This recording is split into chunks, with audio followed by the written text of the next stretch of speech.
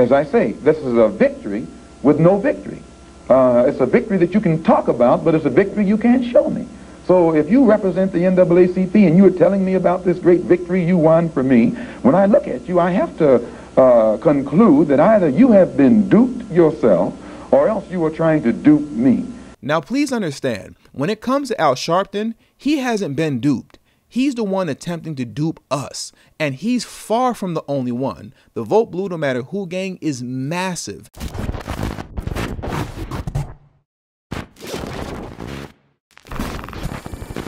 Recently, an article was written by Politico in which they discussed the mass exodus of black staffers leaving the Biden administration. Now, this was a very well-balanced article which gave not only the side of the staffers who are frustrated, but also gave the side of the White House's perspective via Karine Jean-Pierre, as well as former staffers like Cedric Richmond. And obviously, Jean-Pierre and Richmond downplayed the mass exodus because that's what they're supposed to do. And to whatever extent that this story gains any real traction, you can expect CNN and all of the other Democratic news networks to do the same. Now, we'll get into a little bit more of that later when we discuss Al Sharpton's response to this story. But what I want to do right now is highlight the voices of those who will go unheard amidst the black exodus occurring within the Biden administration. So let's take a moment to look through this article and hear what the current black staffers who are still in the Biden administration have to say. At least 21 black staffers have left the White House since last year or are planning to leave soon. Some of those who remain said it's no wonder why. They describe a work environment with little support from their superiors and fewer chances for promotion. The departures have been so pronounced that according to one current and one former White House official, some black aides have adopted a term for them, Blacksit.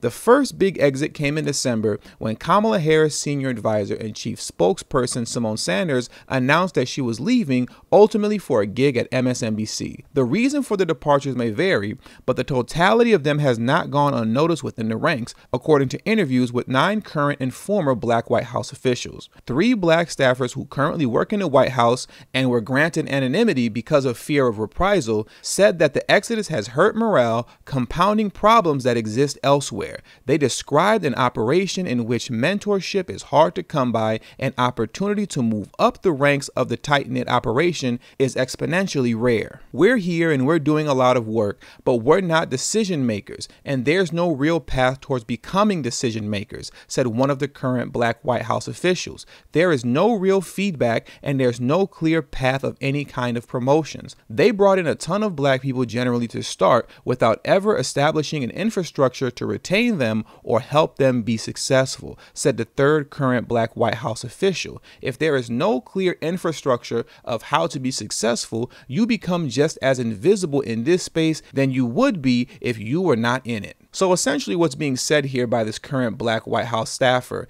is that the Biden administration essentially just brought in a bunch of black staffers as a symbolic gesture to present to black America and say, hey, look at what we've done for black people. My administration is so diverse. But when the staffers got there, they immediately became invisible and ignored. Now, here's the important part.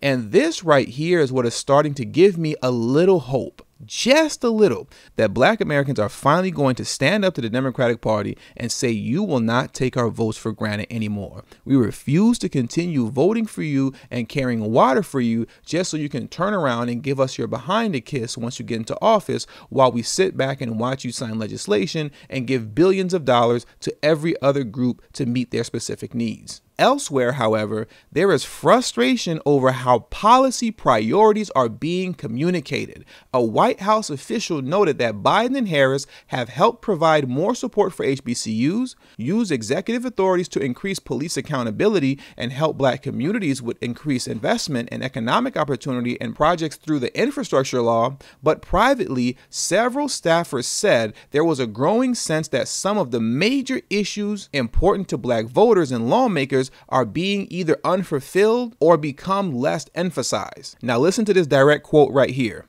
The issues that are highest priority for our community are no longer at the forefront of the administration's priority list, said the third black White House official. When 10 black people got killed at a grocery store in Buffalo, New York, it's business as usual, and no one steps to say to you, Are you okay? I'm going to read that one more time. The issues that are the highest priority for our community are no longer at the forefront of the administration's priority list, said the third black White House official. When 10 black people got killed at a grocery store in Buffalo, New York, it's business as usual, and no one stops to say to you, are you okay? Wow.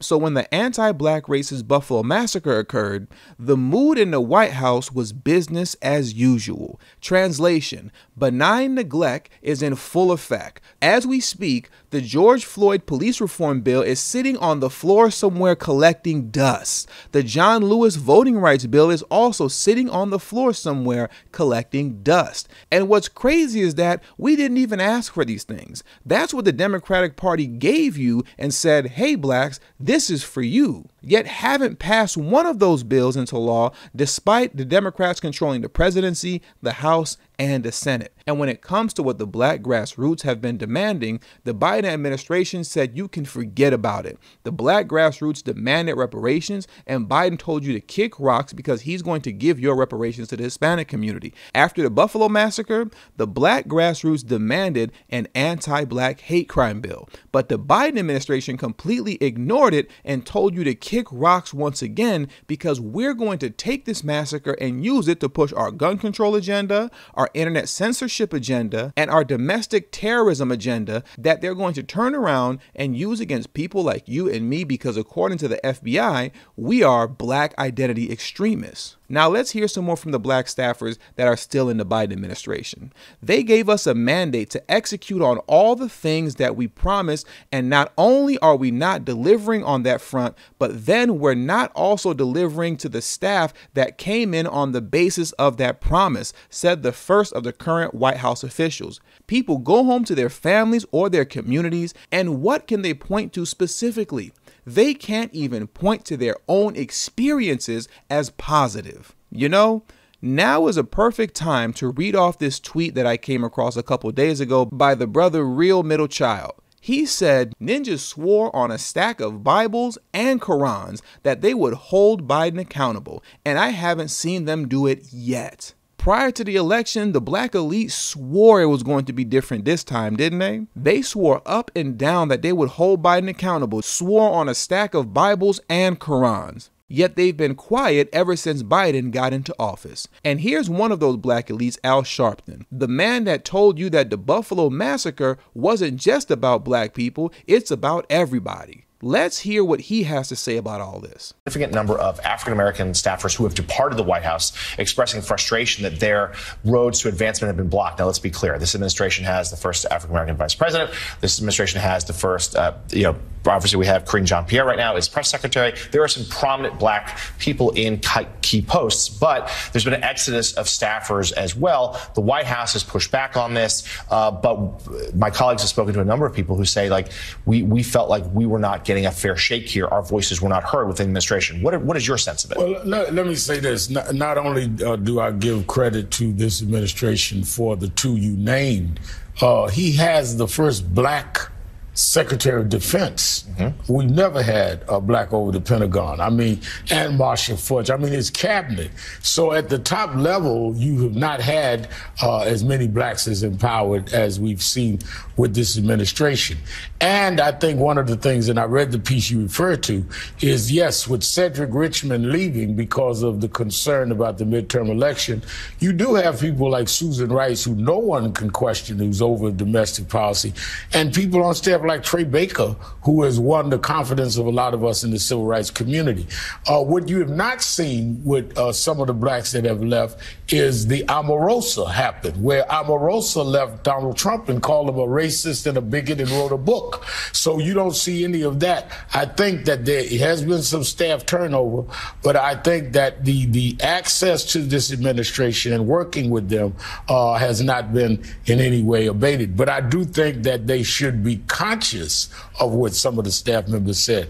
And in addressing the point on staffing, what I've found, and I've had access to the last 3 or 4 presidents, though I wouldn't visit Donald Trump, we did talk on the phone.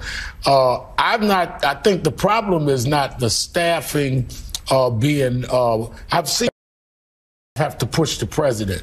In this case, I see a president pushing the staff. I think Biden is more passionate and committed than a lot of them can keep up with. And the same with Kamala Harris. Understand, you will never get an honest take from Al Sharpton when it comes to holding Biden and the Democratic Party accountable. How many of you all remember when Tavis Smiley was one of the only members of the black elite to have the audacity to hold Obama accountable back when he was president? They kicked Tavis out of the black elite club so fast, and Al Sharpton was the main attack dog on Tavis's bumper. Angry words have erupted between two African-American leaders over whether President Obama needs to do more to help the black community.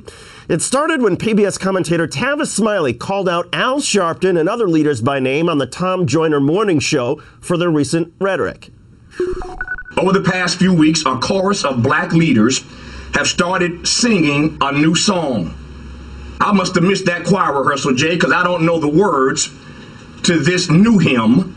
The president doesn't need a black agenda, they sing. He's not the president of black America. He's the president of all America. In the discussion that followed, Tavis Smiley went even further in his criticism. I'm telling you, this is the damnation of black people. We're going to slip down a slope into hell if we start thinking that we can give any leader a pass on addressing black issues. First of all, I lead a civil rights organization. Mr. Smiley's a commentator. So when I'm in Washington now meeting with people around the jobs bill because I'm representing our organization. He is a commentator. So I think we're mixing apples and oranges. And I think he as a commentator has the right to do his commentaries.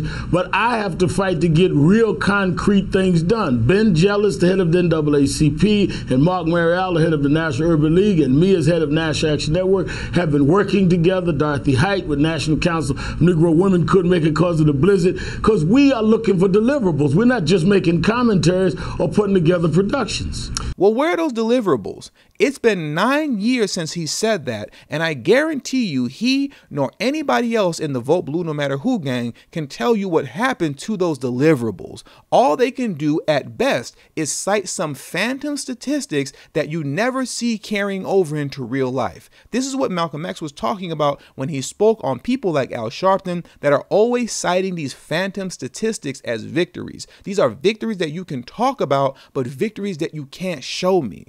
And with the Supreme Court, if the NAACP can tell me that they want a desegregation decision for me 10 years ago, but yet the schools haven't been desegregated, as I say, this is a victory with no victory. It's a victory that you can talk about, but it's a victory you can't show me. So if you represent the NAACP and you are telling me about this great victory you won for me, when I look at you, I have to conclude that either you have been duped yourself or else you are trying to dupe me. Now, please understand, when it comes to Al Sharpton, he hasn't been duped.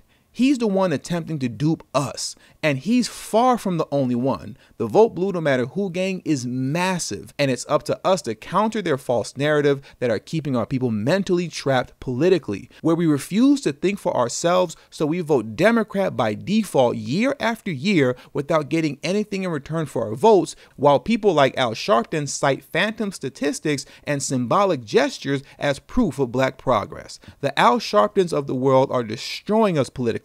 So it's up to us to remove them by drowning them out with the truth. And with all that being said, that does it for today's video. So please hit the subscribe button as well as the bell notification next to the subscribe button so you can be notified whenever I release a new video. All social media links will be pinned in the comment section below. Please make sure you text tdhiphop to number 33222. That's tdhiphop to number 33222. That way you'll get a direct text notification whenever I release a new video, but it also serves as a protection plan for myself in case YouTube ever gives this channel the axe. I'll be able to send you a direct link to where you can find me next. And last but not least, for those of you who have a love and appreciation for the work that I put in on this channel, the #1 way you can show your support is through Patreon. For only $3 a month, that will help put me in position to take TD Hip Hop Media off of YouTube. Remember, the goal is not to grow big on YouTube, but to grow independent of YouTube. And for those who have issues with joining Patreon, you could also hit the join button that's next to the subscribe button, and that way you can become an official channel member for as little as $3 a month as well. And lastly, if you have not already, please make sure you join the emailing list. There is no way that I can go independent of YouTube if I cannot take the audience with me. And the link to that will be pinned in the comment section as well. thank you for your time, and until the next video, peace.